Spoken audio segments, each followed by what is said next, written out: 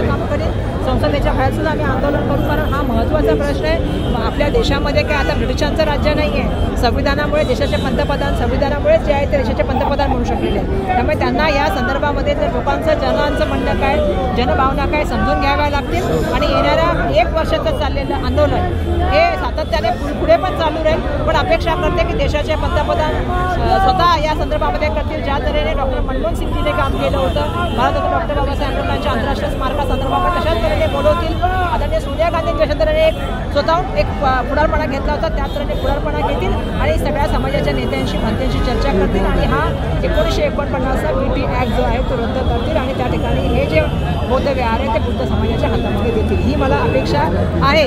नाही आहे तर आम्ही आहोत संसदेच्या बाहेर सातत्याने आंदोलन करत राहतो। अपेक्षा पूर्ण नाही झाल्या तर मोठ्या संख्येने रस्त्यावर उतराल? बिलकुल उपेश रस्त्यावर उतरणार। असं आहे की मी जेव्हा माननीय सर्वोच्च न्यायालयाच्या मुख्य न्यायाधीशावरती जी घटना झाली त्याच्याविरोधात सुद्धा मी निषेध बाहेर उतरले।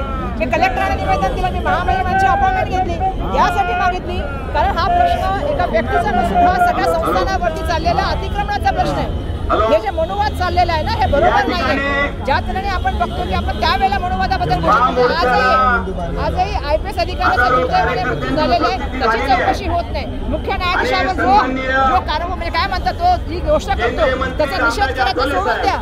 देशाचे प्राईम मिनिस्टर किंवा कायद्यामध्ये एक शब्द सुद्धा बोलत नाहीत, त्या घटनेचा निषेध आम्ही करतोय। पण या लोकांना अटक झाली पाहिजे, त्यांच्याकडे इंटरव्ह्यू घेणारे, त्यांच्याबद्दल समर्थनाला लिहिणारे यांच्यावर सुद्धा कारवाई व्हायला पाहिजे। काय चाललंय हे?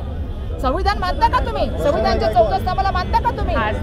आता विषय निघला म्हणून सरन्यायाधीशांवर एक हल्ला झाला, मात्र सरन्यायाधीशाने राकेश